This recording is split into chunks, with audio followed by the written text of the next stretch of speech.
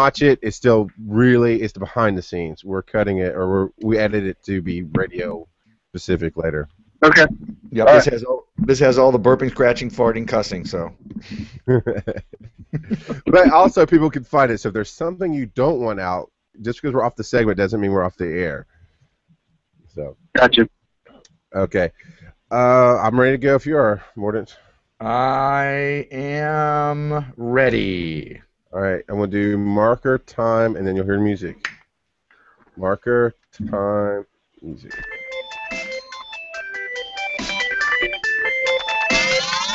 Success Freaks!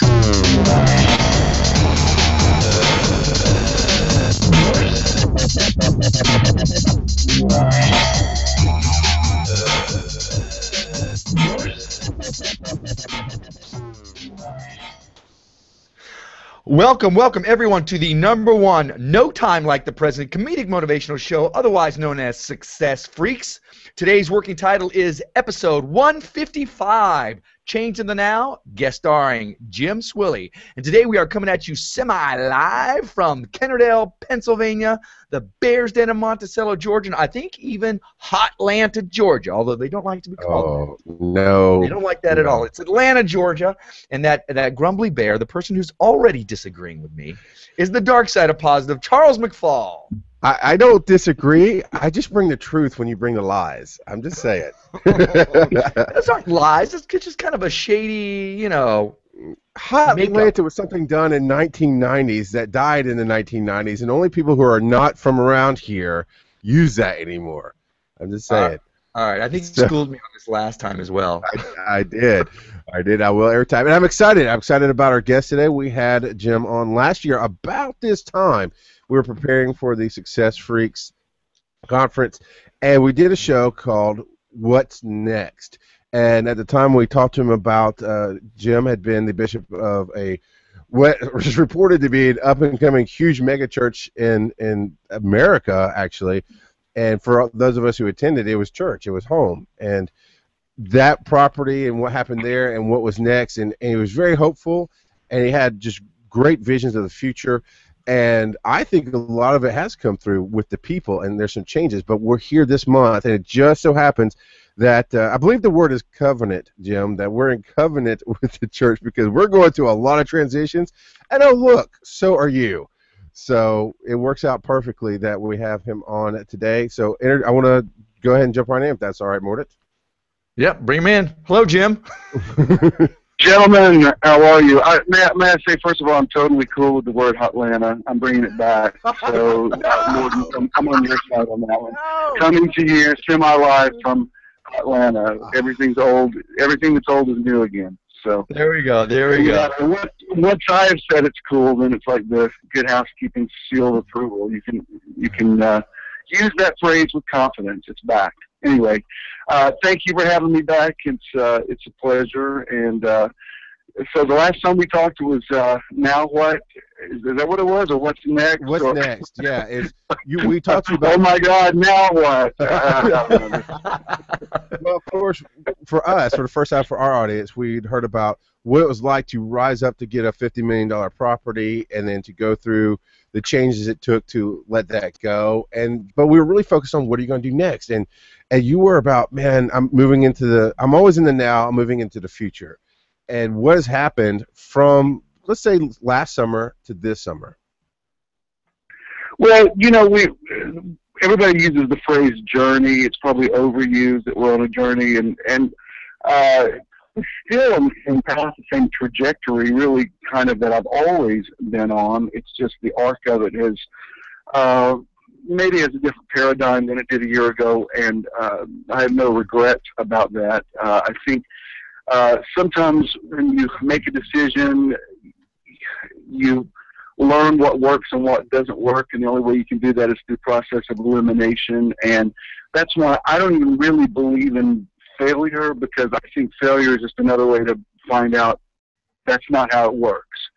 And nice. There's so many, I know you guys know this, so many success stories of people that have tried formulas, tried this, tried that, and they don't consider any of the what most people would perceive a failure as a failure. They mark that off the list. All right, well, I tried that, so that wasn't what I wanted exactly, and now I'm not going to completely abandon that. Let me modify maybe a few of the things. And so things are different than they were a year ago, but sort of not really. I mean, I'm still on that same path of finding out, well, what's next today, because right. in any 24-hour period, anything could change, and the world is in constant flux, constant transition. If you're going to be in harmony with that movement of an Earth that is constantly rotating and revolving, then you've got to learn how to rotate and revolve yourself. You have to sit on it and spin? Is that what you just said? No, you got to shuck and jive. That's not exactly how I would say it, but sure, let's go with that. No, I was talking about this Sunday about the metaphor of seasons, and I was thinking about the other night because we were walking. It was in the city. It was hot. It was one of those nights where it was 90 degrees, and yet I told Ken, I don't think I really have a favorite season. Like, I love these hot summer nights in the city. They're hot nights in hot Atlanta. I love, I do. I love it. There's all these summer smells and things about the summer that I love. Things you can only do in summer, and that's great. But every time I walk out that first morning in late August, early September, when you smell fall for the first time. And the time you see the leaves start to change, I think, no, this is definitely my favorite. And then when it gets cold, I'm totally into that, and I love spring. And it just occurred to me, I don't have a favorite season. I love seasons. I love the change. And when one season ends, it doesn't mean it was bad.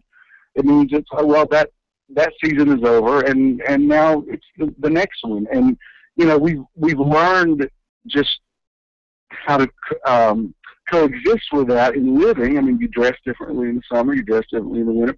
You learn there's different things you do to your car during different seasons, and all that kind of stuff. And really, that's just the way all of life is. Everything is about seasonal change. And all right, we did that, and that was great, and now that's done, and now it's time for the next thing. Yeah. Now, just because you don't have a favorite season doesn't mean you don't have a favorite kid, right? I believe that's a no comment. We'll take that. So that would be a no comment. You're in a unique position.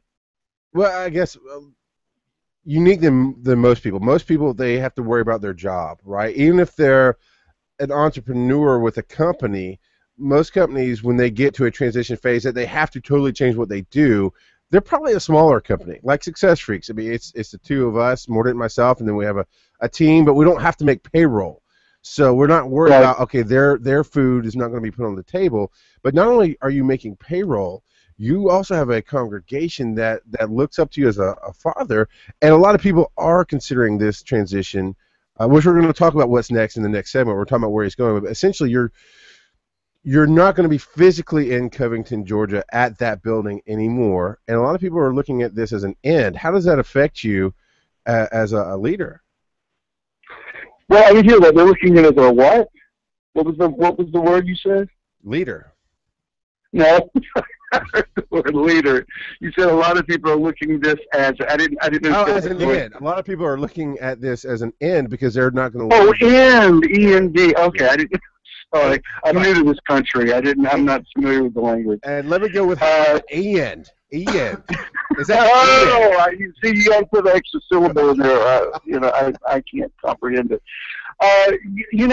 No matter what change you go through, there's going to be people around you who are affected by it and connected by it. We're all interconnected, so nobody lives in a vacuum. And I'm very aware that the changes I'm about to make are going to affect some people. The way I look at it, though, is I feel like my season in that city was over with probably about 4 years ago. And part of me that is the pastor, the administrator who has still quite a large staff, especially for the size we are now, I feel like I've really sacrificed and laid down my life and stayed there for them. So If anything, I'm 4 years later leaving the party, and I don't really have any regrets about that because I use the word covenant, and I do feel some sense of obligation to people who have stayed loyal to me because I realize, a ministry like mine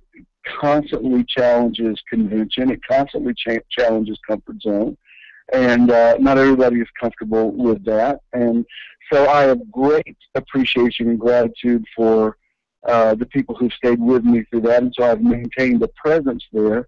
On the flip side of that, what I'm doing is not, in my mind, such a radical departure, and it's not that physically far away from where I have been. But I don't think it's. I guess in my mind, it's not as earth-shattering as it may be for some other people. But then again, I'm looking at everything through the paradigm of I'm accustomed to change, and in the last few years, there's just about any kind of thing you can mention that's life altering, whether it's a divorce, bankruptcy, physically losing something that was your dream, and having a huge media fallout from my coming out, and just these were like major life-altering situations that were all happening to me at once. And having survived that, now I'm on the other side of it, and it's like there's no kind of change that scares me now. It's like, well, I've been through just about all the biggies and kind of had them all at once.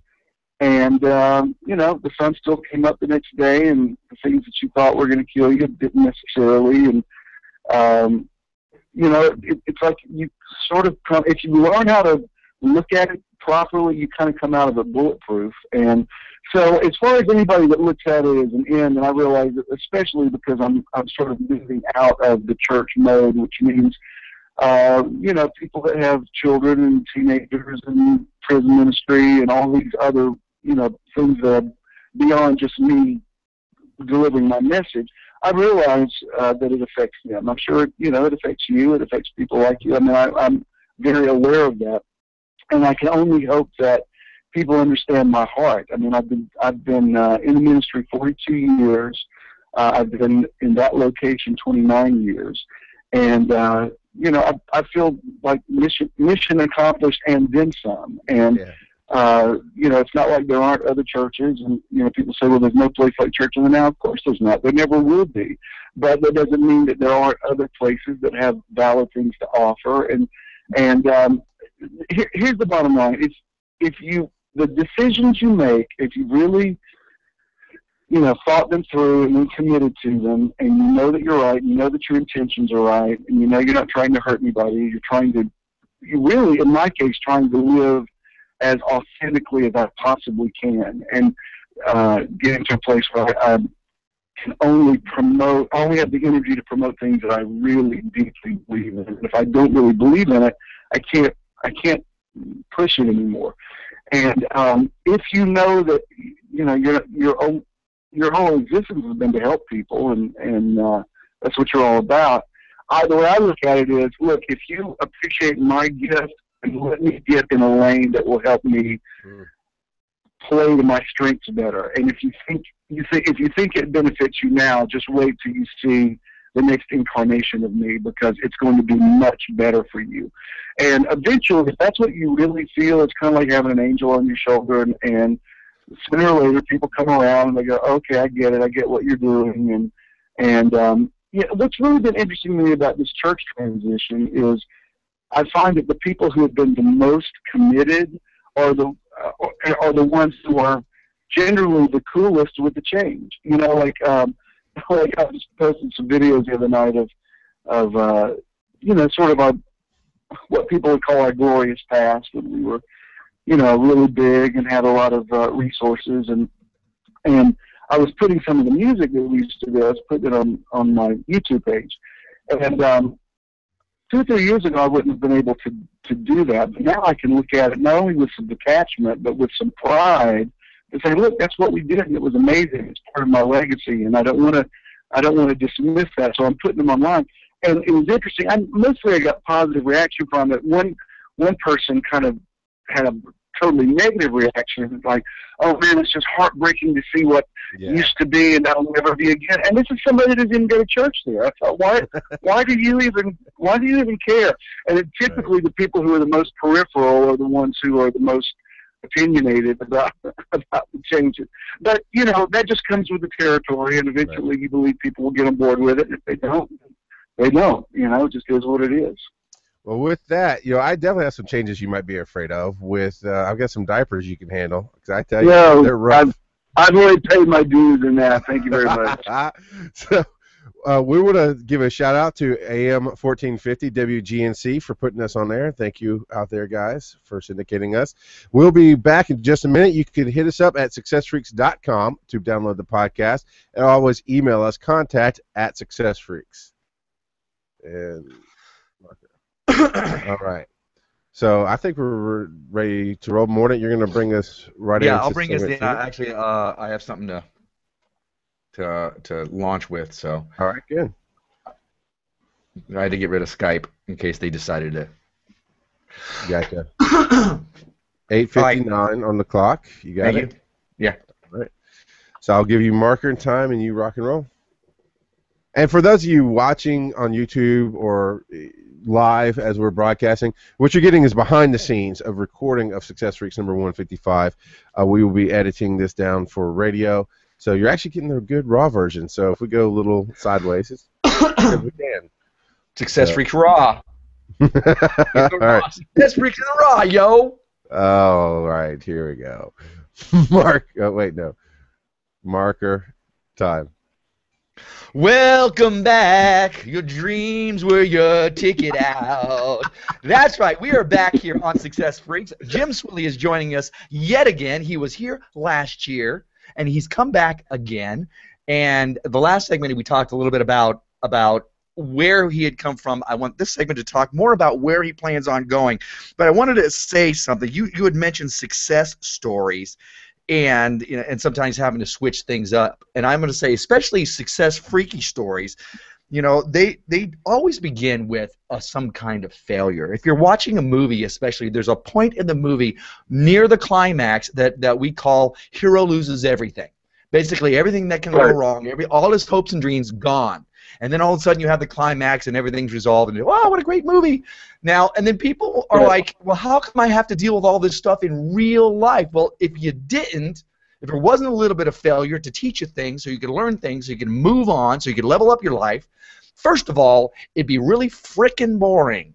Second of all, you wouldn't learn anything. You wouldn't go on. So, Jim, it sounds like you've actually are learning some stuff, and you're making that transition into this new thing. I want to hear some of that, what you got going on. Well, it's interesting you phrased it that way. I completely agree and relate. Let me just say that when 4 years ago, when I came out, we had a huge exodus from the church. I thought it probably would just finish us off out there, but it didn't. And we have maintained a presence there. Probably it's still one of the largest churches in the area, and I'm not leaving there because of failure in the sense of I couldn't make it work as a pastor. That's not. I mean, I could do that. I mean, we've had some financial challenges, but we could have tweaked some things and scaled down and still maintained. I could have maintained a pastorate there, and even we're renting a building not far from where Charles said $50 million property. I was more like $25 million, but sure, what the hey, let's go $50 million. That makes the story better. It does. But we have a very nice building and several hundred people. It's still a very enviable position. A lot of people will trade places with me even now, even in a scaled down situation. And this was kind of interesting. I'm still getting to answer your question, but I have to go around this block first. The guy who is our landlord, a few months ago, he came in with a proposition of a way we could buy the building that we're in, and it would have been totally doable. I wouldn't have had to come up with any out-of-pocket money because I don't want to do fundraisers. I already did an amazing building fund program, and I don't want to try to copy that in my lifetime. And so it really kind of made me sort of think for a minute, like, well, maybe, I feel like my time is up here in this community, but when am I going to get an opportunity like this again? And maybe it would be the prudent thing to do, and maybe I suggest, maybe we should just buy this building and I'll stay and I'll spend out the rest of my life here. And, that's, I guess it is what it is, and it could be worse. So I'll just, I'll be grateful. And one day we were having a staff meeting, and I don't know if somebody put some truth serum in what we were drinking or whatever, but suddenly everybody around that table, I don't know what triggered it, but everybody started getting, like, very honest about a lot of things. Like, scary honest. People really saying what they really thought about where we really were. And but it wasn't a negative thing. It was kind of interesting. It was like people were saying things that I thought everybody would be afraid to say, and yet the ceiling didn't fall when it was said and whatever. So somebody at the table asked me, like, what do you really want? Do you want to buy this building and stay in Covington? All of a sudden, this huge voice came up out of me and said, no, I don't want to buy this building. I don't even want to stay in Covington anymore. I feel like my time is up here. I feel like I'm just going through the motions and doing what I'm supposed to do because I'm in survival mode, and I feel like I'm just showing the world that I'm still okay, that I'm still a minister, and that's not what I want. That's not what I'm called to do, is just to let people know that I'm okay. And once I said it, I could tell everybody was really surprised. I was even kind of surprised. But I'm saying all that to say the failure for me that I think is embraceable is not that I couldn't make it as a pastor of several hundred people. I could do that. That would be fine. And, I live in Atlanta and commute to Covington, so that's workable.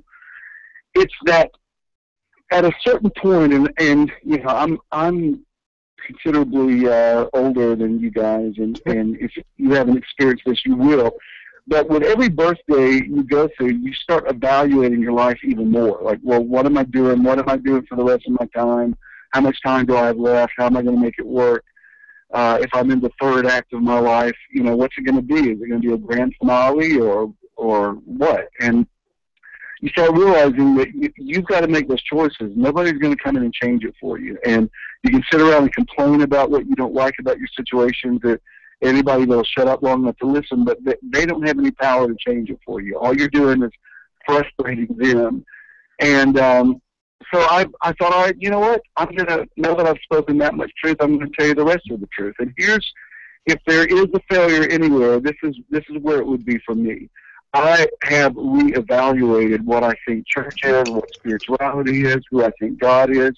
And so for me to even be in a church mode and going through the motions of preaching a sermon and that sort of thing and saying things that I personally am challenging in my own belief system, then that comes across as inauthentic. And I've come too far in the area of telling the truth, not to tell the complete truth. You can't.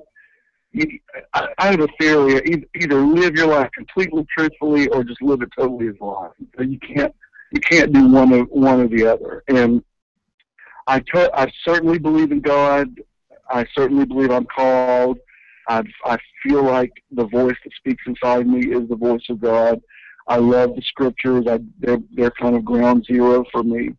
But I look at the world differently. I look at the role of church differently. I don't see the world polarized. I don't think there's this vast gulf between the sacred and the secular. And so to maintain a church identity, a pastor identity, a bishop identity, and go through those motions just because that's what I'm most familiar with, if those things have become archaic and passé for me, that I have to lay them down. And that's where the failure is. It's not that I couldn't make a living. I learned early on. Of course we've had financial struggles, but it's a big picture. I learned how to attract money when I was very young, and I'll always at least have enough for myself. I learned that a long time ago. I'm never going to do without.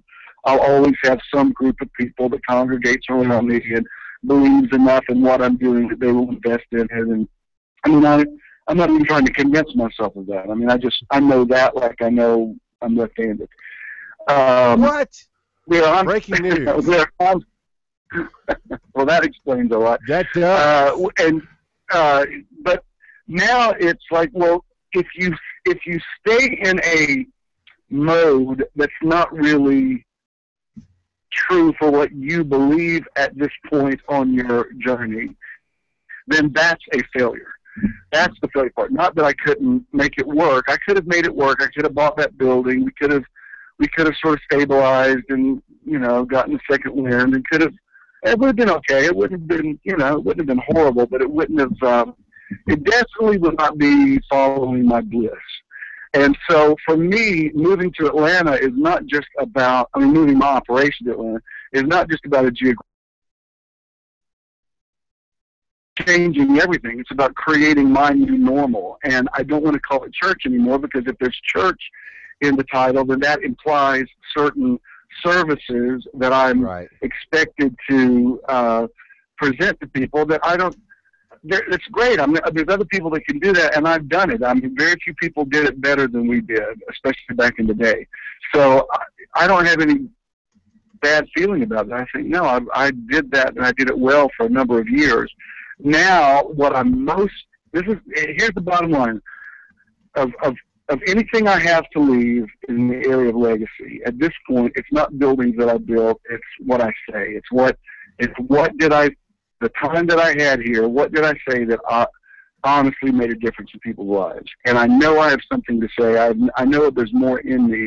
And so where I'm at now is focusing on the message. And yes, it will probably have a more secular appeal, but I'm never going to completely get away from, the scriptures is what I know. I've been preaching for 42 years, so there's no way I could abandon that.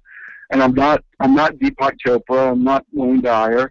I love those guys. I think they're great, but I'm not that. I'm in some other niche. But I would like to be able to create a format where I can refer to the scripture, and I can also quote Deepak Chopra, and not any kind of conflict.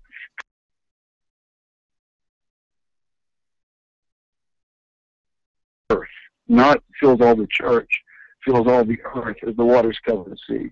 And I've been moving toward this for a long time. In any given sermon, I may just as easily refer to something I saw in a movie that makes my point than using the parable of Jesus. And that to me is not a conflict of interest. That is, truth is everywhere. Knowledge is everywhere. We learn from everything. And if I can be a sort of a nexus for all of those influences, those concepts, those stories, those ideologies, if I can focus them all in this one place and put it out in an environment that's, with people that, for better, for worse, they like the way that I say it, and they like the way that I communicate it, and something in me resonates with something in them. That's a mystical thing. I don't know how that works, but it's a real thing. Then that's what I want to focus on. I hope I'm making myself clear. I know I'm saying a lot of things, but basically, yes, I definitely have hit the wall in Covington, but it's not. I want to make it clear that I'm not leaving there because I couldn't make it there. I could make it there, but I wouldn't make it and be who I am. I wouldn't make it and be happy. And see, I think in the big picture, if you don't tap into that, if you don't tap into living the life that you really want to live, I think after a while it does catch up with you, and I think it does affect lifespan and that sort of thing. And it's not. I don't want to make it sound like I just woke up one day and said, "I'm going to live my life, by God," and the rest of y'all just better deal with it. Because I don't feel like that's what I'm saying. Right. I feel like what I'm saying is, listen to my heart. Let me tell you, these are the things. Like for instance, Sunday, I've talked a really long time about why I will not be serving communion in this new format, and that's something I really had to think about, because that's something I've done. When you start examining some of those Christian rituals and rites and that sort of thing, you think, well, do I really believe in the validity of that at this point? And do I think that, is that really what Jesus was talking about? Was he really talking about, drinking grape juice out of a little plastic cup and eating a little cracker, or was he talking about something bigger? When he said, do this in an image to me, was it really about the dynamic of the relationship of him and those 12 men? That's what I really believe it was. So when he talked about do this in remembrance of me, he's talking about discerning your life, discerning your relationships, discern why you meet the people that you meet and why they make the impact in your life that they do, and that you couldn't be who you are if your path didn't cross the path of these people. That's the kind of stuff that I feel like if I'm not in a church setting, I can say, and it's really truth in advertising, because I'm not calling it a church. And if I refer to God, if I refer to the Scripture, then that's okay, because that's my main point of reference. But it's not a church, and I'm getting a lot of texts and emails now where people say, will you still do my wedding? Will you still do my funeral? Or you still? And I think, well, I'm still trying to figure that out myself. I mean, I'm not sure exactly, what I'm going to be doing, and but I know what I'm not going to be doing, and that's maintaining a building and a staff and all the ministries that you're supposed to have a successful church. I've already been there and done that. I'm done with that part of it. So paint me a quick picture of what Metron is. What is it going to be when it launches in August? Metron is a Greek word that means, initially it means measuring rod, but Paul used it to talk about sphere of influence. Like when he talked about, he would say things like, our ministry, or wherever our metron is, what he would say in the Greek. It's like where do we have an audience? Where do we have a voice? Where's our sphere of influence? It's sort of like, as a bishop, there was a word that we used to use called bishopric, and it meant, the area, the spiritual area where your voice is heard. Kind of like in the Catholic Church where they have a diocese. Metron is, where do you have influence? Okay. And so what I want to do is, it's probably going to be in a theater. It's going to be in Midtown Atlanta. I don't want to maintain a church building. I want to keep it streamlined, kind of, sort of spirituality meets TED Talks kind of thing. Nice. Where I use the screens a lot. It's going to be a very shortened time, for people who just come in, get in and get out in about an hour. And if I don't finish my topic, I can go online later and continue the discussion. That's why I'm becoming more of a presence online now. I think the future really is online, but I do believe there is something about people being in a geographical location together. I'm not interested in having choirs and praise teams and worship. There's nothing wrong with that. I've just done that. I've done that for years, and I don't want to try to staff it, finance it, all the things that go on with that. I want to just come in, get right to it, have something to say. I don't want to deal with, and this, you have to understand, from the way I have survived financially my entire life, this is a huge step of faith, but I don't want to take offerings anymore. There's something about when we stop and receive the offering, they pass buckets, I just want to stab myself. It's like it's like, I don't know why, it's just excruciating to me that you got to wait to see if people are going to give, and then you got to take what comes in and try to pay rent and staff and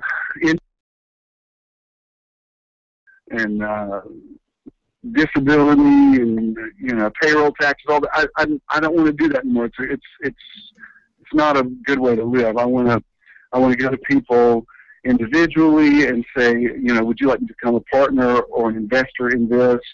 Can you do something monthly? And that way people can contribute in their own time. I love the idea that you could just come in and everything is taken care of already. We're not having to raise an offering and that kind of thing. It's just like, if you really believe in this, then network with me. And I'm still working out the details of that. But like even we're developing. What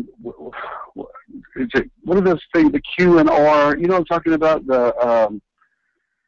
there's a thing, there's little QR design code. things. QR code. Yeah. Yeah. Where QR code. people can they can put their device right up to that, and they can contribute immediately. What I might do is at the end of the session say, well, here's a little time to contribute. If you want to do that, you can go online right now and do it. And you can appreciate it. And it's still tax deductible. It still comes through the 501c3 that I have called Jim Swilley Ministries. I would even like to get to a point and say, because I so hate the passing of the buckets and the offering plates. I just hate it. I don't know why. I don't explain to you why I hate it so much, but I just do. But I want to say, if you came today and you brought cash to give, then take that cash with you and go pay it forward. Go do something for somebody in the world. Go take somebody out to lunch. Go make the world a better place with what you were going to give here. And again, that's a big step of faith to because I'm coming from a mentality where, man, you got to keep every penny that comes in because you got so many things to pay for. Especially when you have a mega church. It's like, I used to make jokes like, but I wasn't really joking. I would say, it's offering time. Whatever you got, please give it. Go out in your car, look to see if there's change in the in the ashtray, whatever. Because it was such crazy amounts of money we're having to come up with every month to maintain that operation. And what really stinks about that is Jesus never told people to build big buildings, so you can't really go pray about it. Like if you go, God, don't you realize how hard it is maintaining this big building for you? And because what he's going to say is, I never told you to build that anyway. I mean, Jesus didn't tell people to build buildings. So, Metron it will not be completely secular, but will not be completely spiritual either. And a lot of it is because my idea about so many things has changed. My idea of prayer has changed, and so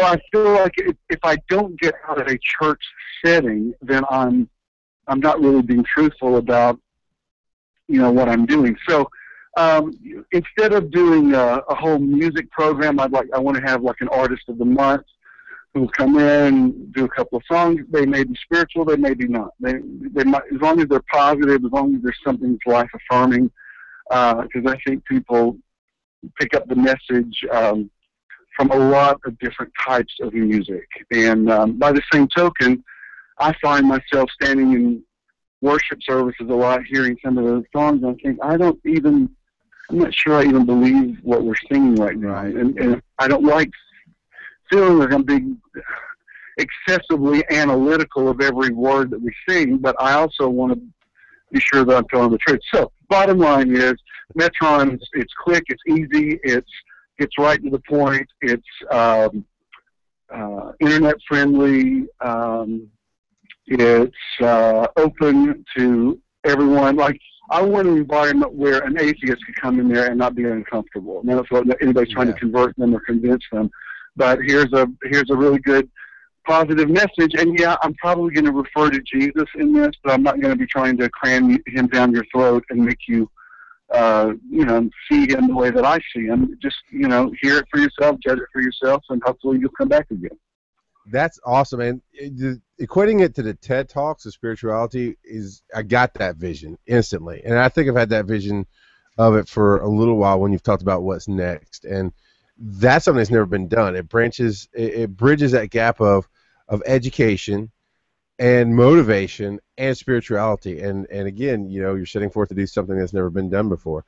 And on that note, we're going to end the segment here. You can find us at successfreaks.com. You can find facebook.com/successfreaks. And if you'd like to watch us record on Tuesday mornings, you can go to successfreaks.com/YouTube and find it listed there. We'll be right back. All right, so we're going to jump. We've got a question. We do a listener question for the third segment. And you still good, Jim? Okay. Okay, all right. And like I said earlier, anytime you need to go, just let us know. But we actually pulled this question from Yahoo. I'm going to go ahead and read it before I read it on the air so we can all hear it again. In my Holocaust class, we learned that Oskar Schindler, just one person, saved 1,200 Jewish people from the Nazis, and there are now 6,000 Schindler-Juden descendants living in Europe. The teacher told us that if we can reach out and touch just one life, we could do something special for the world. She told us we each had to come up with a plan for community service and implement it over the next quarter block of school.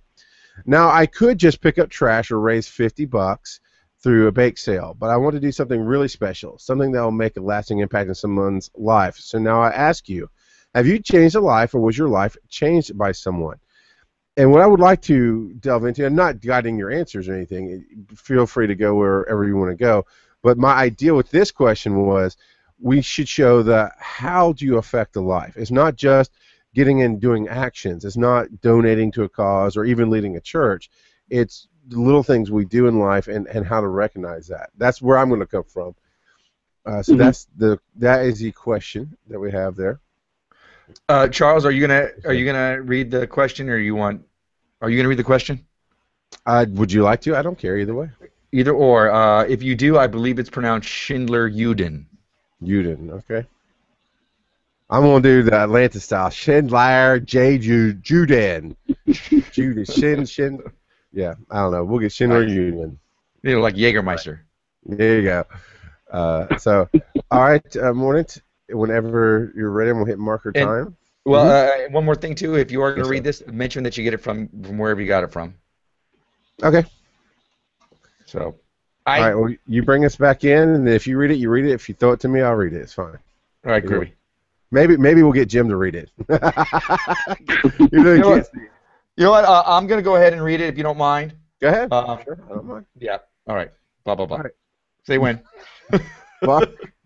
Marker time. Welcome back, everybody. Yes, we are ready to come back on the air. It is Success Freaks. We are talking to Jim Swilley. The show's name is Change in the Now, and this is the portion of our show where we do a listener question, or we do a listener something, and we pulled something off of, I believe it's Yahoo Answers, and the question is, in my Holocaust class, we learned that Oskar Schindler, just one person, saved 1,200 Jewish people from the Nazis, and there are now 6,000 Schindler-Juden descendants living in Europe. The teacher told us that if we can reach out and touch just one life, we could do something special for the whole world. She told us each had to come up with a plan for community service and implement it over the next quarter block of school. Now, I could just pick up trash or raise $50 through a bake sale, but I want to do something really special, something that will make a lasting impact on someone's life. So now I ask you, have you changed a life, or was your life changed by someone? You know, I'll throw out the first answer on this one, and my simple answer is pay attention to people. It's not the things you do. It's not the big actions.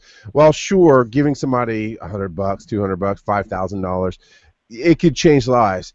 Sometimes it's just doing what you're good at that somebody else isn't good at. Being a part of Jim's congregation, Church of the Now, I actually got plugged in about 3 years ago when it came to this new building, and I wasn't plugged in before.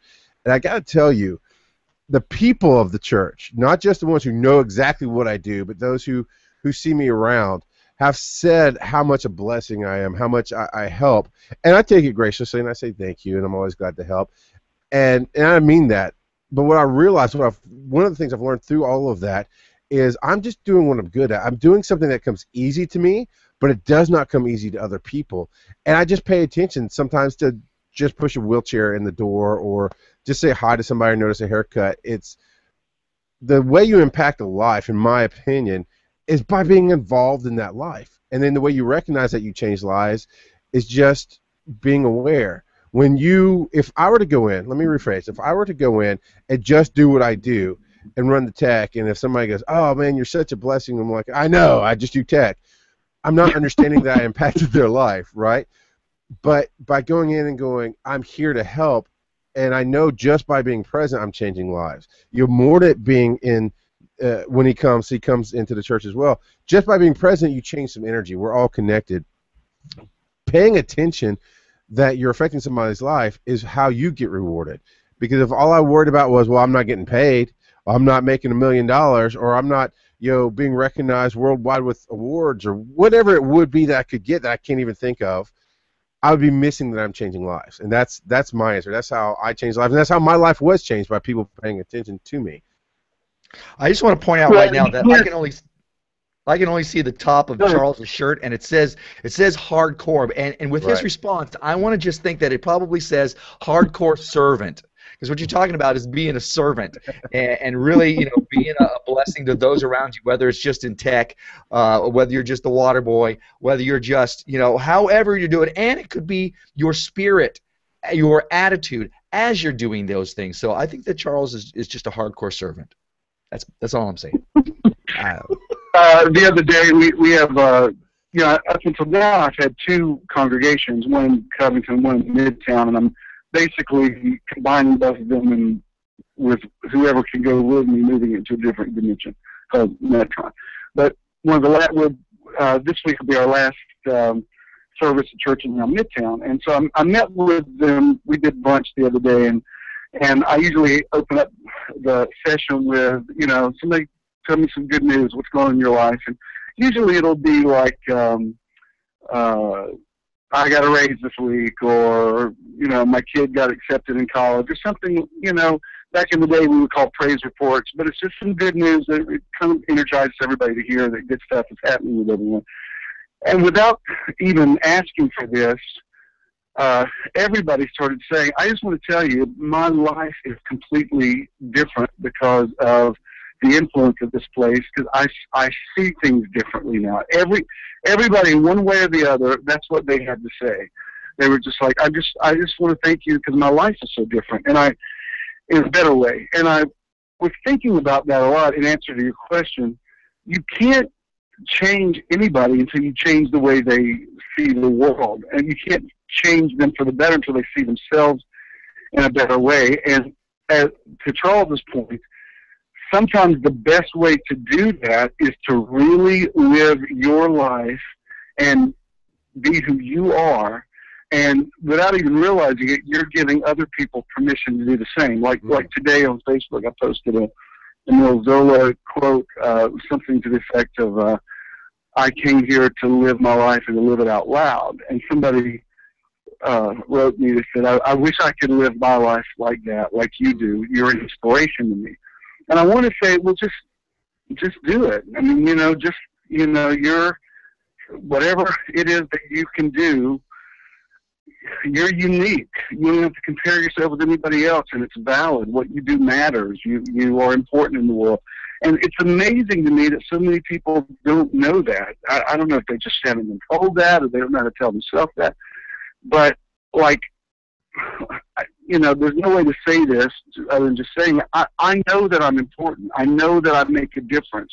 I know that my life has mattered. I know that if I were to leave my body today and transition to whatever the other side is, I know that I have left legacy. I know that my living has not been in vain. And a lot of that comes from even, you guys, the main thing I love about Success Freaks is I love your motto is helping others. What is it? Helping others be awesome. Yeah, you love it so much you don't remember what it is. Well, I didn't want to misquote it. I didn't know if it was like a trademark. What is the help others be awesome? That you guys say. Now, what is it? Helping others be awesome, right? Isn't there an acronym for it? HOBA. Yeah, HOBA. Yes. Help others be awesome. HOBA. Yeah, okay, well, I had it. Just my back. Anyway,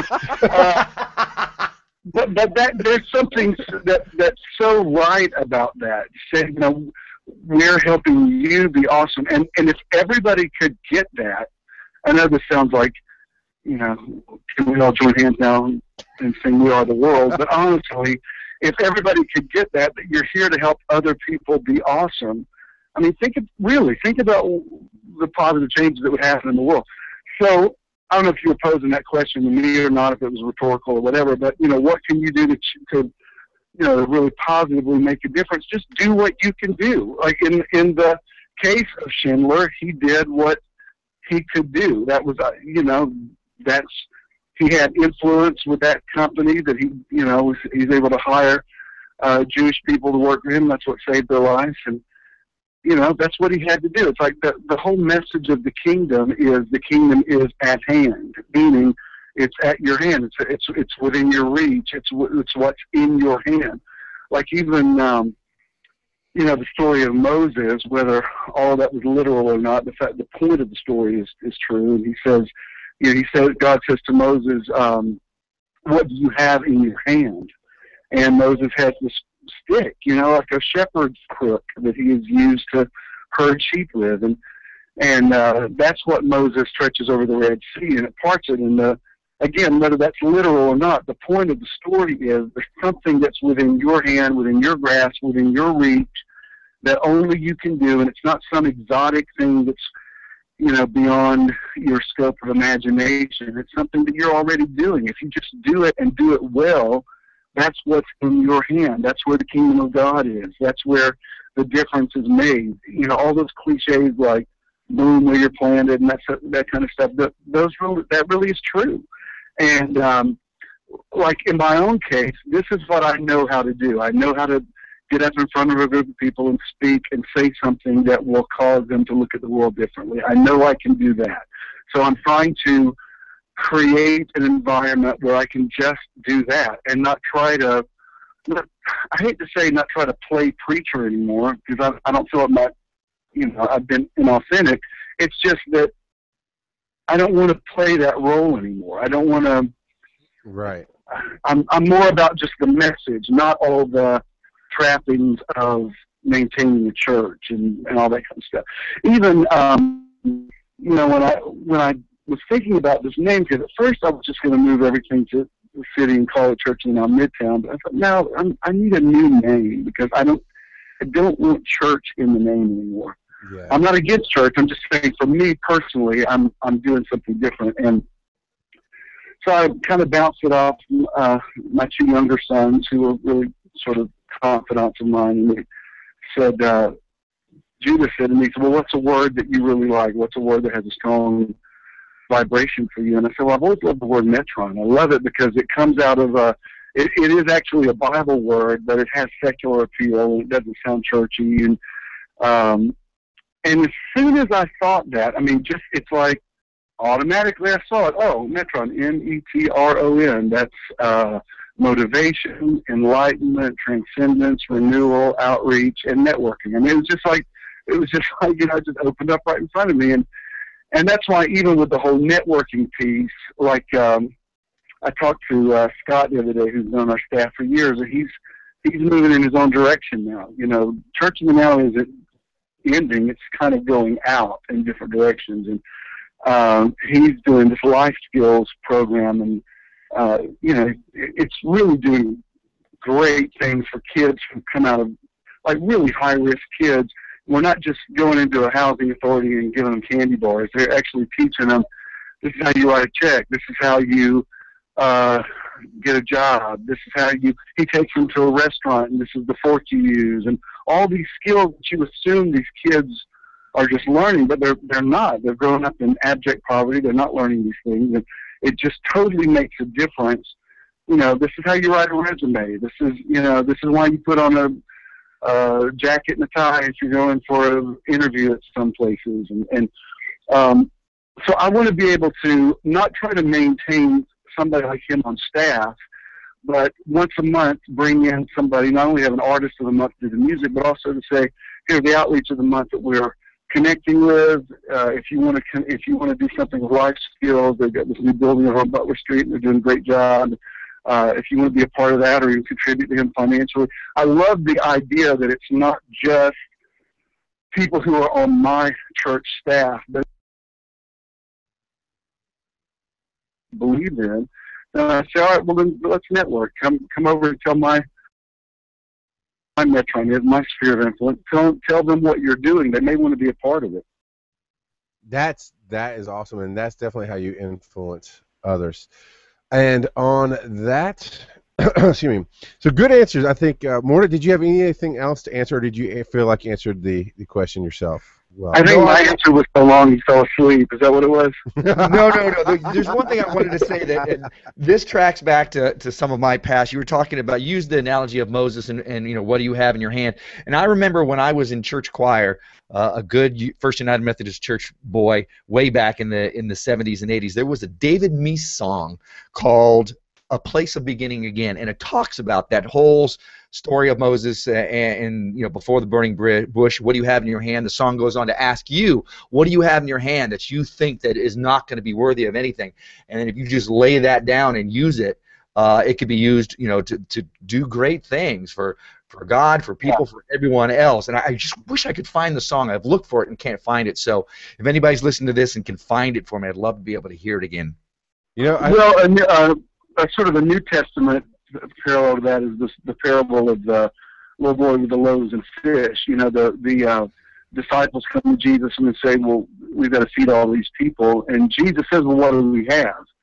And they say, well, there's one kid here who had the foresight to pack a lunch, and he's just got a couple of fish and some bread. And he says, all right, that's fine, we'll use that. And there's such a truth in there. I remember we used to sing a song called "Little is Much When God is in It," and meaning, whatever you have, even if you think it's not that much, if it's your talent, if it's your contribution or whatever, then you believe in it and you put it out there. And I'm telling you, somebody will benefit from it. We have the story of this little kid's lunch feeding thousands of people. And that's a very encouraging idea, that you don't have to have enough food to feed everybody. You just have to have what you have. What do you have to work with? Can you be a good steward over what you know? And that's, when you present that to whoever your idea of God is, whatever you think God is, higher power, universe, whatever, when you put it out there, then it really is multiplied and it really becomes effective. Right, and you don't know the value of your contribution, whether it's with somebody or your community or whatnot, and so don't judge that. I don't have anything to share, or what I'm saying to these people sounds dumb, or it doesn't look like they're really affecting them, or it's not affecting them the way I want it to. You don't know what's going to happen when you share something with somebody, when you share a piece of yourself, this thing that you're offering up. So don't be harsh on yourself. Don't judge that, and be able to let go of it too. Because it may not affect them right now. It may just plant a seed. It may not be even them that it's for. It may be for you, being reflected back. But just trust the process, trust the gift that you're giving, and let it go. Let it go. Oh, thank you for not saying. I'm not sure write a song called "Let It Go." I like it. Maybe you should do that, Joe. Start writing music again. I'm taking a step of faith, so I may have to. The next few weeks and months, I might have to try lots of things, But the thing, going back to what you said about facing however you perceive failure or whatever, the good news is it forces you to dig a little deeper and find out maybe some of the things that you have. Like for instance, I've never been sure about what I believe about the whole life coaching thing. Like, is that legitimate? Is that, I watched this thing the other night with Penn and Teller, and they were totally debunking the whole idea of life coaching. And yet, I got people who were writing me saying, "Have you ever considered being a life coach? Because I'd like to hire you." And I thought, well, okay. I mean, I guess I do know some things about, I've been around several blocks in my life, but I would need to have some kind of training, because that's different than pastoral counseling, being a life coach. But at a certain point in your life, you have to say, well, I'm open to all possibilities. Even, this is funny, this just happened, but, in the last 4 years, we have had 5 different reality shows approach us about, doing a show. And the latest one is, they do the show called the Preachers of L.A. Well, they're doing one called the Preachers of Atlanta. So they wanted to interview me, and I told them, I said, you realize I said, first of all, you know my whole story, right? Like, all of it? And they said, yeah, we know. We've read all the media stuff. We know all of it. And I said, well, I'm actually kind of leaving church world. I mean, I'm not sort of doing that, and they don't seem to care about that either. They just think the story is interesting. Which at this point, I mean, I can't tell you the interviews and sizzle reels that we've shot to where I'm just like, oh Lord, if one more person asks me, I mean, it's pretty much everybody except the Real Housewives of Atlanta has asked. But Judah called yesterday and said that they've greenlighted this project and they want to do something else through MTV. And he said, well, we've already interviewed with MTV about a month ago, and he said it may be the same thing. And I'm to the point now that I think, well, you know what? If that opens up, sure, you know, I'll do a reality show. Why not? And there was a time, especially when I was, you know, in total pastor mode, that I think, oh, that's a little too. It has definite cheese potential. You know, I don't want to be the next Snooki or Honey Boo Boo or something. But then you think, well, you know what? That would give you a much bigger platform, bigger audience to say whatever it is you want to say. And as much as I believe in being definite about what you want, you know, Jesus said, let your yes be yes and your no be no.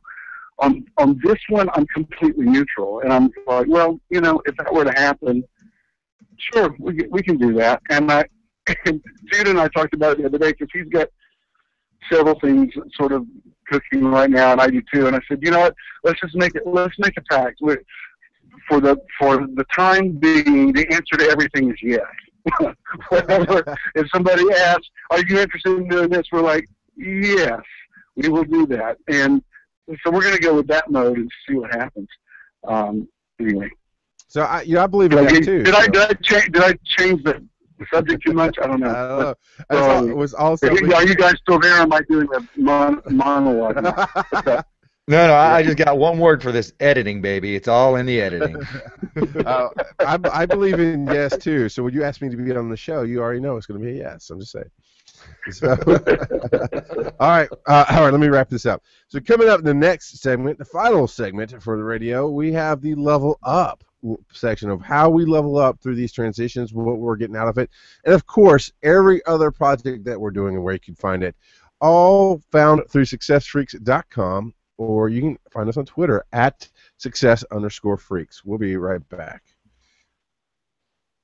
All right, so this next one we're going to do,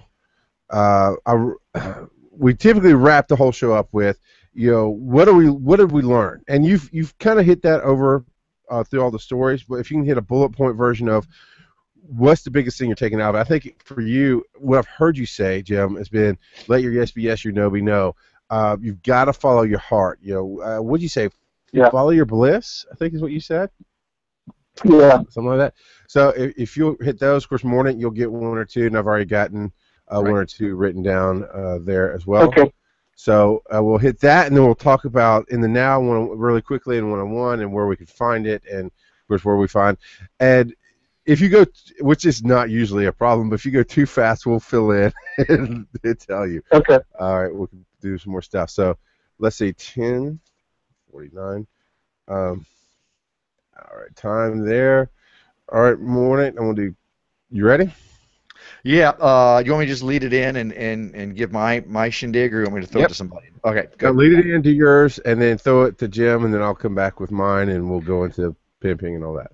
Perfect. All right, marker and time. Welcome back, everybody. It is that time of the show where we are helping you level up from things that we have learned. One of the things that I really took away from this is don't be so attached to the outcome of everything. Speaking with Jim today, he's talked about how he stepped into the Atlanta area. He had a church and then a couple of churches, and now he's moving on to yet another thing. We've all experienced that. Success Freaks is going through its own changes. So have a spirit of non-attachment, for one thing. Just being able to go, yes, this is what I want to do. And I'm not saying give up your goals or anything like that or deny that, but just the path may not go where you think it's going to go, and be okay with that. Trust in the process. Trust in the transition. Trust in the changes. Trust in the change in the now, that you're going to get there, and you're going to get more than you even expected. It's when we firmly hold on to clutching this thing. No, it's got to look like this, and this opportunity I have in my face is the best opportunity, and if it goes away, then I'm never going to have this again. You grasp it so tightly that it just slips through your fingers, and you're like, what happened? I believed in this. So don't be so attached to the way things are going. Trust in the process, and it's going to get you through those hard times. That's one of the things that I think, if you become so married to an idea being a certain way, you're going to get divorced from that one way or the other. The universe is going to go, it's not in your control. Just believe and keep moving forward. That's my tip. I like it. Am I supposed to speak now? Did I just get bitched to, or what? Well, I will speak if you're still talking. I don't know if that was a question or not, so I'll just be quiet until you ask me. No, you're good. You're good. Jimmy boy. Think about that.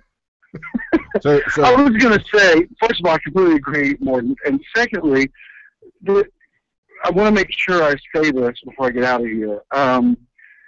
If you don't like the way things are, you have to make a decision about what you're going to do about it. And I honestly believe that any decision is better than no decision. I think even a bad decision is better than no decision. Like, well, this is what I'm going to do about it. And yes, I do agree, being detached from the outcome. I think that's wisdom. But there's Emerson quote that says, when you make a decision, the universe conspires to make it happen. And once you make a decision, you just have to commit to it and not second guess it or overthink it, and just go with it. 'Cause sometimes the thing that you're moving toward is not the end all be all, but it's the door to the next thing, and you're not going to get there if you don't make a decision. And I know, like in my own case, I was feeling more and more discontented staying in the pulpit there in Covington. I couldn't put my finger on what was wrong, because I had, a lot of happiness in my life. But why is this bothering me so much? And once I made a decision to do something about it, it's amazing how things started just falling into place, and the people around me started either getting on board or disconnecting or whatever. But it was all a good, necessary thing. And I really think even for people who seek God on everything, I think we really create the will of God. I think we, instead of just waiting to see what God's going to tell us to do, just start moving and believe that God will bless it. I really think that's a more intelligent way to live your life, or otherwise you'll just be sitting around for years on end waiting for God to tell you the next thing to do, when really He's empowered you to make some decisions and to take control of your life. So, what I've learned through what I am walking in this time of transition is, I just have to believe this is going to work, and I believe that people will get it, and I'm committed to it enough that it will be successful, and I'm not just, putting out an idea and hoping it'll catch on. And then, God forbid, if it doesn't, I'll have to say, well, then what's the next thing then? I mean, there's the creativity is still inside me. But as for right now, this is what I'm committed to, and I believe it will work. And the power of a decision will keep you from just worrying about stuff all the time and what ifs. And if it's something if there's something you have a question about, then do something about it to make it better. If there's nothing you can do to make it better, then you're going to have to let it go and just believe for the best. I mean, that's the only thing any of us can do. But I do believe that something's better than nothing. And if you're totally content where you are, then praise God. That's awesome. That's a great place to be. If you don't like where you are, then only you can make the decisions to change that. And it doesn't mean everything will be perfect, but it does mean everything will be right. Yeah, I've heard you say a couple of things today about this that rang true with me. And one of those was, you have other people to look after. You have to, the decisions you make. And this is true whether you're in a church, leading a church, a business, you have a family. Whatever you do, your decision does not just affect you. It affects everybody. Right.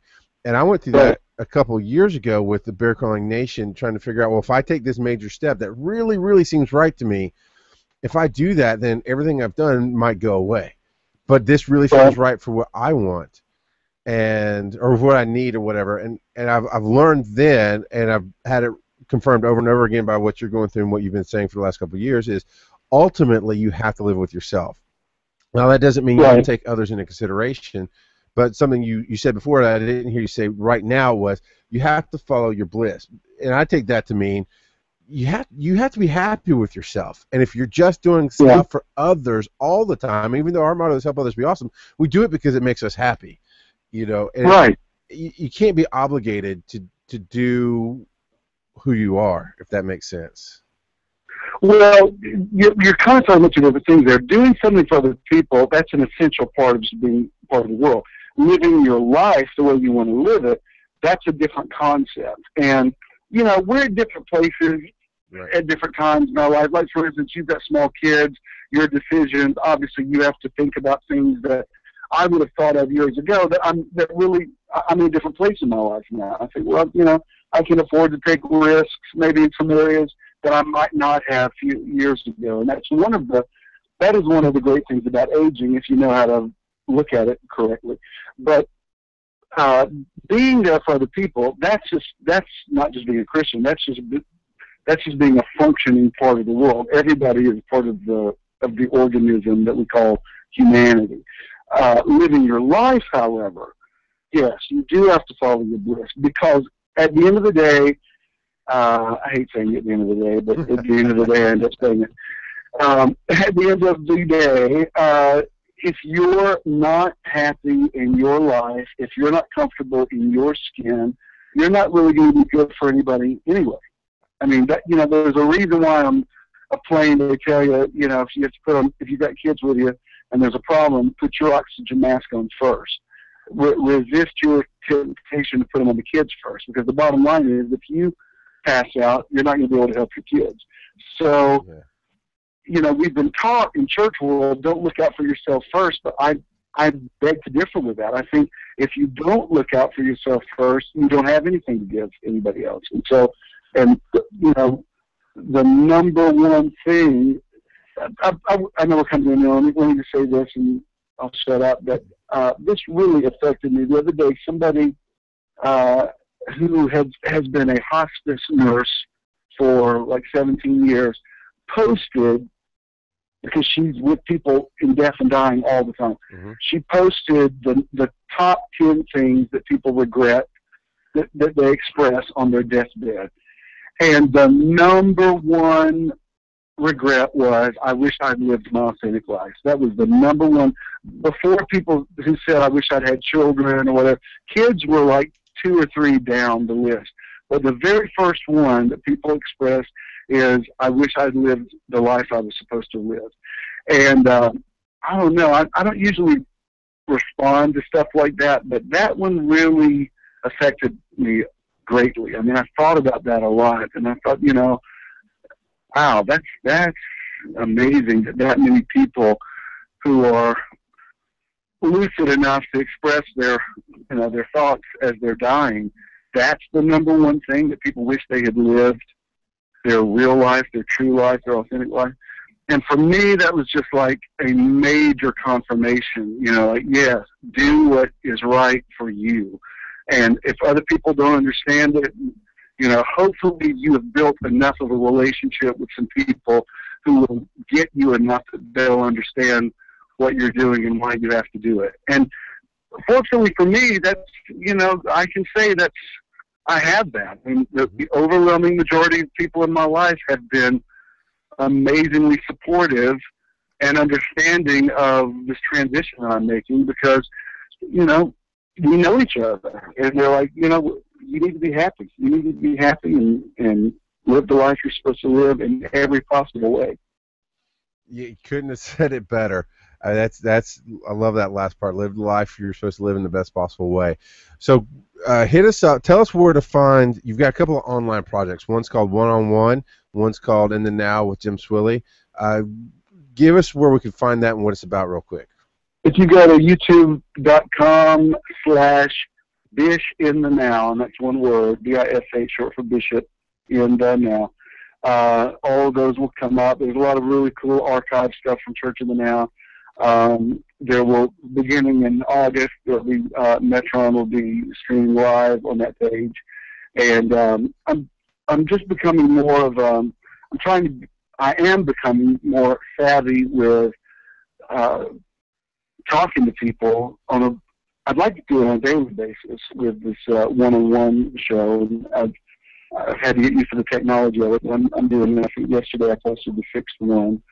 And it's really good for people, especially who, have been connected to me in a church setting, for me to be able to say, look, I'm still going to be a voice in your life, even if you can't go with me in the city. I don't know if you've heard of this thing called the internet, but it's everywhere. And I've got a lot of Facebook pages. It's easy to find, and my blog is Blog in the Now. .blogspot, and if you can find, and I mean, if you Google my name, you can find other stuff. You'll find a lot of other nonsense, but you'll find the, the basic information as well. It's all good. And of course, we'll have links in our show notes, which can be found where, Mr. Mordant? You can go to successfreaks.com if you want to find out anything about us, anything about our show. All of our social media is tracked there. If you want to just fast track it to Facebook, facebook.com/successfreaks. And those of you who have iPods and whatnot out there, we are available on iTunes as well. You know what? We're also available through, I think, the BlackBerry store, through the old Zune Marketplace. Anywhere you can find a podcast, we're listed there. Just look up Success Freaks and you'll find us. Again, like we said through the show, we're on AM 1450 on WGNC. We love them up in Gastonia, North Carolina, and serving the Charlotte area. The best in sports talk and in news radio. That's right. That's every Thursday night, isn't it? It is, and I'm nailing down the time. It's either 5 or 6, but we're still in a good time slot there, and it's awesome.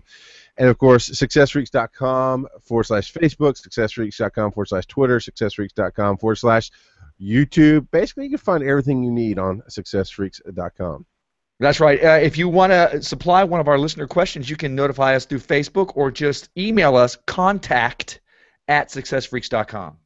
That's right. Well, I think that's it for now.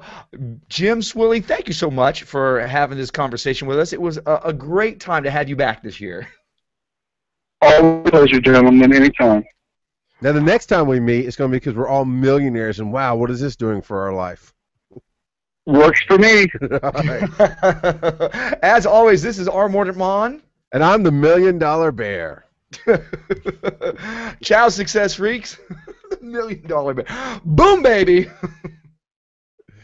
All right. Man, it's always amazing, Jim. It was great. It was fun. I enjoyed it.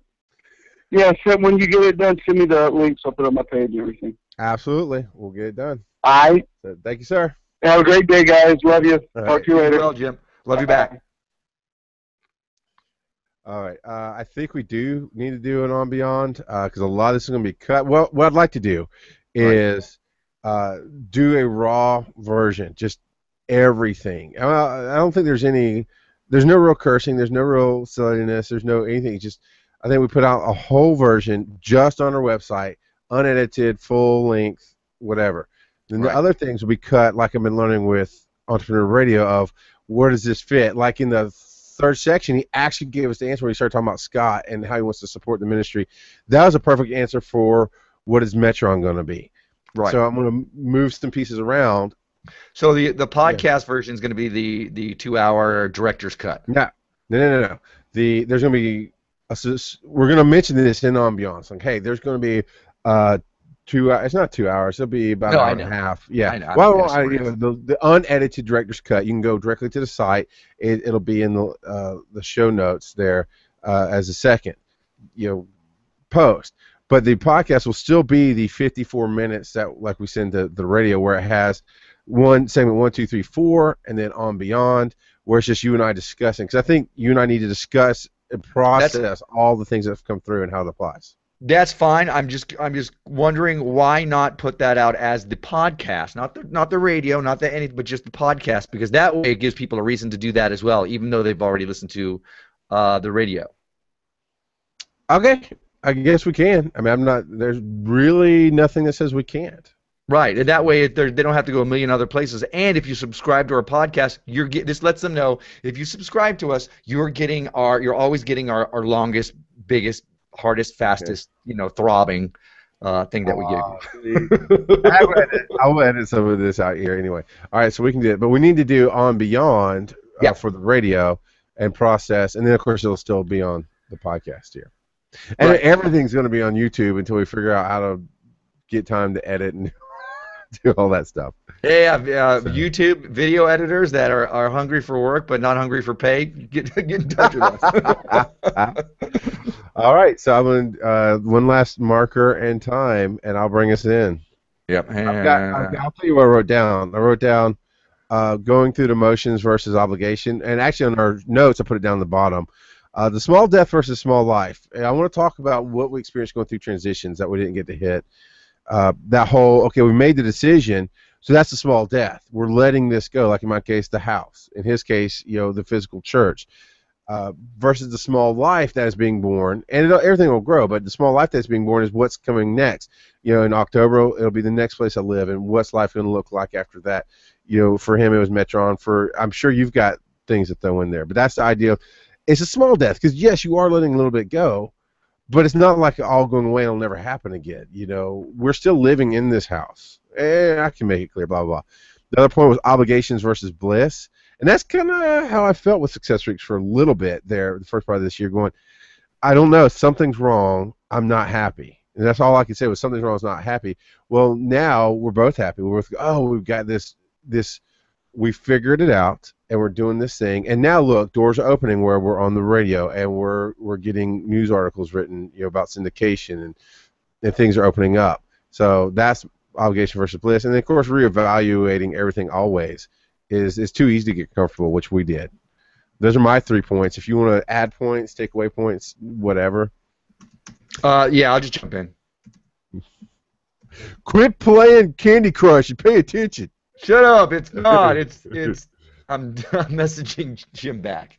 Or he just said thanks for the Success Freaks interview. Arm Mortimer and Charles McFall, always a pleasure. I should have read all that. I said, our pleasure, my friend. I guess I'll edit it. Yeah. All right. And yeah, I'm just giving you grief. All right. Yeah. So I'm going to go ahead and take us in. Marker at time. Welcome to On Beyond Success Freaks, where we go bigger, better, more, and to the topics of discussion. Today was a really good discussion, and we've had to really edit it down for time on the radio. So you can check that out. The full unedited version is going out in the podcast on Success Freaks, successfreaks.com. You'll get the full, it's going to be about an hour and a half, maybe close to 2 hours once we get done. 1 million hours. 1 million. But really, lots of great information today. Just we can't fit it all and still get it on the air because just time is what it is. So today is 155 is the episode that you're looking for. So if you don't see it immediately on the website, just give it a minute, give it a day or two. It'll be there. Episode 155, Change in the Now. I am the big bear, Papa Bear himself, Charles McFall. Along with me, of course, is our Mornet Mon. And there's some things from the show we really wanted to bring out and discuss and process. And I'm just going to jump in on the first one that I wrote down here, which even going into this, it's a small death versus a small life. Because when you do transition, when you change, not only do decisions affect other people, and you really have so many factors to factor in. And sometimes you feel like you can't make the choice; it's out of your hands. That's not true. You can always make a choice. You can always, as Jim said in the main section, just do something. Just make a decision, and everything changes. But what happens, Mordant, when that sounded fake. Let me do that again. So what happens, Mordant, when you make that decision and it affects something down the road? But you still have to deal with it now. In Jim's case, it's the church. He made the decision to change how he views ministry, how he views church. He's leaving a physical building behind. He's not going to have church in the name. It's really going to be this TED Talks for spirituality and motivation, which is awesome. I think that's amazing. I think that's what the world needs. It's what I need. So, of course, I think it's what the world needs. But for me, it's, we talked about how I filed some bankruptcy, some bankruptcy, not all bankruptcy, just some. I filed bankruptcy, and in that, I had to make the decision to let go of the home that I'm in, the home that all 4 of my kids were born in, the home that we spent the last 10 to 12 years in. That was a big decision, and it was huge, and the decision was made. But now we're in this area that I realize it's a small death and a small life. What that means is Morta has told me before in other aspects of my life, I've got a foot in both sides. I've got a foot in this little pond of what we're doing and what we can be, and I've got a foot in this big pond of what I am doing. And mostly it's with my radio work and that kind of thing.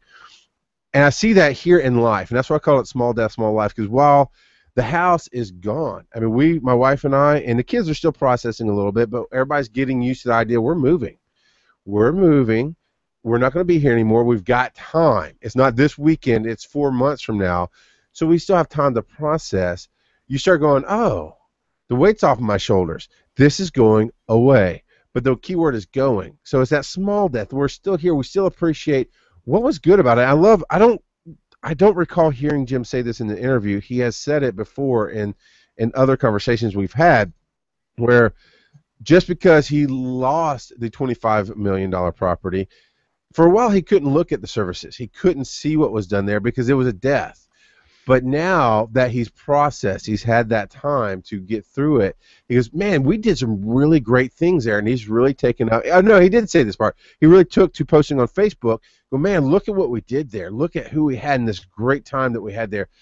And some people don't get it, but I get it. It's, yeah, look at the house and the great times we've had here, but we're still moving. The small life is what's being born. The small life is coming from that decision of we're moving into the next phase of our life. We're going to get into a better house.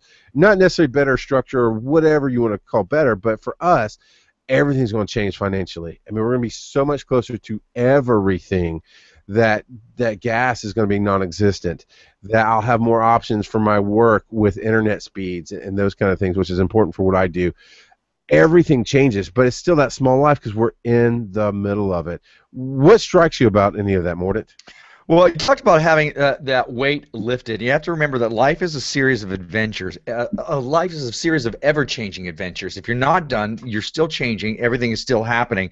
The thing that I wrote down earlier is I am made of awesome sauce. Not perfect, just awesome.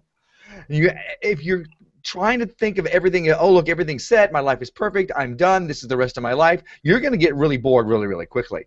You know, as long as you don't grip onto whatever is going on, especially if you're going through a little bit of chaos, there's that tactical, you know, advance to the rear instead of calling it a retreat. Whatever you need to do.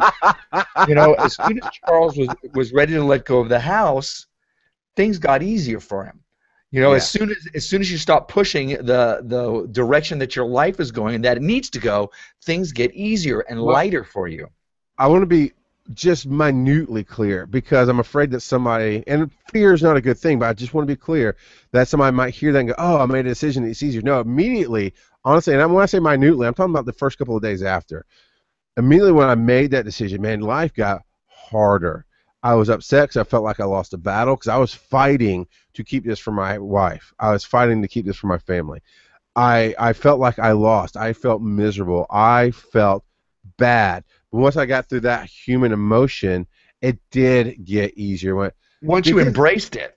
Yeah, it was that I felt like I lost the battle, but I didn't. And you're right. It was an embracing. It was making the decision, which made me feel powerful in a powerless situation.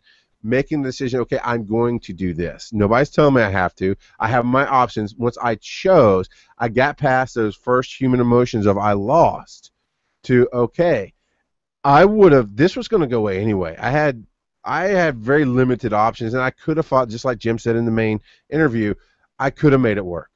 But it would have been miserable. It would have been tough. Once I let go of the fight, like you said, Mordant, and embrace it, things did change. But first it got a little worse, then it got a lot better. Sometimes as you're just, you know, bulling a china shop, moving forward with, no, it's got to be this way, things start breaking. Lately I've been playing a video game on the Xbox, not the Xbox One, but the Xbox old school 360, called World of Tanks. And I find that my tank is getting blasted, and it's about to blow up, and I'm like, I'll just keep shooting the guy, and often I will explode. I will lose that bout, and it's time to go play another one. However, there have been those rare times, and I am learning this now, that if I pull back, even though I might have, you know, everything's in the red, one shot is going to take me out. If I pull back and start playing smarter, advance to the rear, I'm able to not only survive that bout, but sometimes take others out and win that game. So you're not really losing the battle, you're surviving, you're advancing to the rear or to the side, or you're making a segue. Oh, look, I lost this job, but suddenly something new opens up that just is my whole life now, and so much better. And again, I'm going to talk about Robert Kiyosaki, who had formed this business where the Velcro wallet business that you attach it to your shoe for joggers and everything, they didn't patent it. But what happened was somebody else at the next I don't know, it was a thing that they went to, not seminar, but trade show that they went to. Other people were coming up with that patent. He learned a valuable lesson. And he lost his business because also his partner was taking money out. And when they were able to go through that piece by piece, he said, I learned so much about business by that failure than I would have by my success. So advancing to the year, not grasping something so hard that you go down with the ship as well. It's like, look, you're losing your house, you're losing your business. Let go and survive to fight another day and hit this from another angle. That's the thing that we're talking about in this, as we're talking about changes, as we're talking about transitions. It's like, believe in yourself, believe in the process. Don't just look at this as a huge failure. And if it is a failure, don't look at it as a bad thing. Failure is your best friend, especially here, because it's teaching you so much. And as long as you can keep that good attitude with yourself and keep yourself positive and moving forward or to the side or to the back or to, whatever you're going to do, as long as you can keep that up, you're going to be succeeding, and you're going to have hope to have such a rich life, such a wealthy life. And I want to say there's a temptation in transition to cut things that mentally seem like they don't matter. And they do. I've had a few people, I already embrace this. I already knew you still have to do good things with your kids. Just because you're going through a bad time doesn't mean you lock things out. And I've had people who've gone through bankruptcy and gone through major, major life losses like this, that were worse than mine, that they said, don't forget, you have to still take the kids out for fun. You have to still cut off a little bit of money somewhere to do something, or you'll feel miserable. And I want to point out to Morton, there have been times in the past, not now, but there have been times in the past where he goes, I'm playing too many games, or, I think I shouldn't be doing something I'm doing, is basically the emotion. And yet I love this game that he's playing now, because I don't play it. I don't know really anything about it. But he doesn't tell me. Well, he wants me to play because he's learning from it. He's having fun, but he's learning from it. And he doesn't say, this game, this tank did this tank did that. What he always brings forth is what he's learning. This advance to the rear, the play it smart. There are times when it feels like life's piling up on you. Your business is going under, your house is going under, your relationship's tanking, whatever, that you have to back up, that you have to play smart. And I love that analogy you gave that you wouldn't have had you not played games. And I'm being harsh on the games because people go, you got to cut out games if you're going to build a business. You got to, the one I got when my wife was pregnant with my first son, you got to grow up and stop being a kid. I'm like, really? Because kids don't like hanging out with other kids? I need to be this stern adult. I need to be, at the time there was no Donald Draper, that show wasn't on, but now it's a good reference. I gotta be Don Draper and drink scotch and not show up at home until late, and daddy's working, kid. No. Your kids want somebody who'll play with them.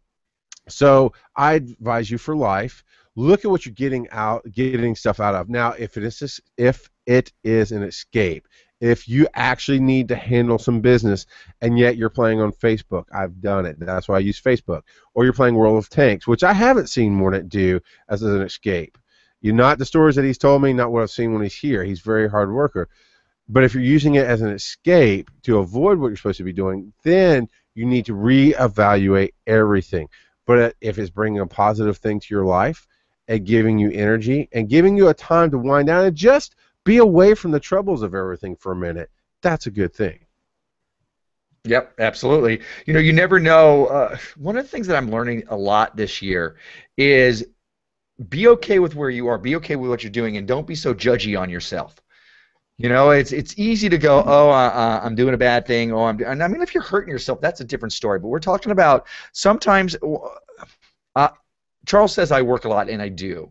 I'm learning to be more social. I'm learning that it's not just the things that you acquire. It's not just the things that you buy that give you happiness. It's those experiences you have. This past weekend, a lot of times when I'm not working at a festival, my weekend, that's catch-up work time. I've got journals that I need to write and film, and I've got other things that I need to be working on.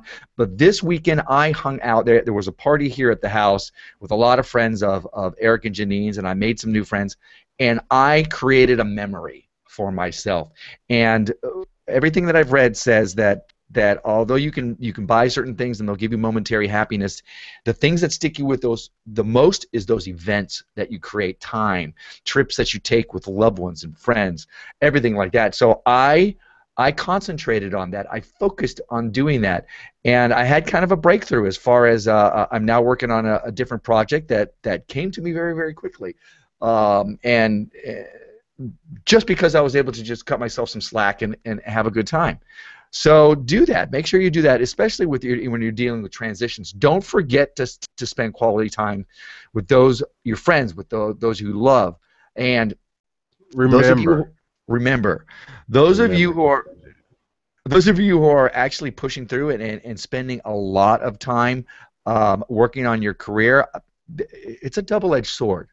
There are people who have great successes because of this. Because I can't remember the author's name, and that's a shame because I quoted her and wrote an article about her. But her quote is how do you write all these books? And then there's one ass and chair. That's the way it works. And if you're able to do that, and you're able to put the time in, put the work in, that's how things get done. And that's true. Now, if you're not loving what you're doing, if you're hating your job, you're going to hate your life. So make sure that somewhere in there you're loving what you're doing. So. Absolutely. And with that, we're going to bid everyone adieu. So check us out, successfreaks.com. Again, there's going to be an unedited full version podcast going out. So if you feel like you missed something, you did. So go check it out, successfreaks.com, episode 155. Our own rock girl, I just want to throw it in, our own rock girl came in with who gave that quote. Nora Roberts is the author. Yeah, I'm editing that part out just to mess with you. So, well, on that note, until next time, check us out next week on the website. Check us out every week on AM 1450 WGNC and many more stations to follow. So, I'm Charles McFall for Success Freaks. That's our Mordant Mon and our very own rock girl tagging along. We say thank you and ciao, Dream Hunters. Boom, baby. All right. That's all, folks. Why is it all yellow? That's weird. Why did it do that? That's so annoying. I hate when that happens. It's not a big deal. It's just annoying. Right. All right. So let's do the teaser real quick. Do the teaser and then yeah. What's the teaser gonna be, man? It's just so chock full of stuff. Yeah, let's just start throwing out sound bites and see if we get it. Otherwise, we'll write it down. You ready? Hold on. Making sure. Nope, I got to take out everything here. I'll introduce the show. You talk about that today. We're talking to Jim Swilley, and we'll go from there. See what happens. Okay. So you're gonna introduce it. I introduce him, and then all right. All right. Ready? Yes. Yes. Welcome to Success Freaks number 155, Change in the Now. Well, we're talking to Reverend Pastor Bishop, former frontman for whoever, Jim Swilley, who's talking about the transitions and the changes of going from a $25 million church to a smaller church to now undoing church and becoming the TED Talks of spirituality. Listen in, you can hear how he made his transition on his journey and some of how Charles and I have made our transitions on our journey. Yes, absolutely. You're going to get You're going to get the introduction to who he is, where he's going, and the new segment that we keep bringing back to you. We're going to answer a question from the audience. Is there anything else we need to say? You want to do an intro in case you don't like the? Do you like the whole Bishop Jim Reverend? No, let's start over. I don't like any. I like it, but I don't like it. Let's start over. Right, we're just doing our teaser right now. We're just recording that, so the camera is on, but you know. No, it's not. Hang on. What now? Have you done the show? Yeah, the show's done. Okay. Long show. All right, here we go. Hit me. Welcome to Success Freaks number 155. Welcome to Success Freaks number 155, entitled Change in the Now.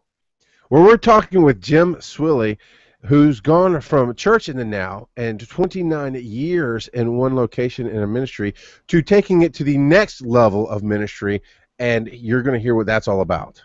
Listen in as he brings Hotlanta back. Oh, yes, he does, and it kills me. But you're also going to hear the transitions of what Mordant and I have gone through and how the three of us in different walks of life handle transition. Stay tuned. Starting right up. No. I want to hit the listener question. So okay. And we're going to answer a question from the internet today, or from the audience, or whatever, however you want to phrase it. Today's listener question comes from Yahoo, and I don't like that. Just talk about we're going to answer a question from somebody. Today's listener question comes from somebody. No, listen to the words coming out of my mouth. And today we're going to answer a question, and you fill in the somebody, however you want to say it. Right. But we're going to answer, and again, as always, we've done it for the last 3 shows. Right. As always, we're going to answer a question from, and then you fill in the gap where you want to, however you want to phrase it. Right. As always, we're answering a question today. This one discussing Oskar Schindler, the Holocaust, and who your favorite. Okay. Now, how you change lives. Just say and how you Right. And how he's changed lives. All this coming up now. I can edit that. Do that. Do another one. Say all this coming up in the now. Just do it. Fine. Hold on. I stopped the recording. All this coming up in the now. Sweet. All right. I'm gonna render my thing. Give it to you. Blah blah blah. Yes. I'm gonna grab something to eat. And then I'm going to start. Oh, food's a good idea. Once we blew through that first section, I was like, I can interrupt him, but I don't want to because I know from doing the entrepreneur radio stuff, I know there's something coming, and I know I can edit the shit out of this if I have to. Yeah. And even the teaser, you can pick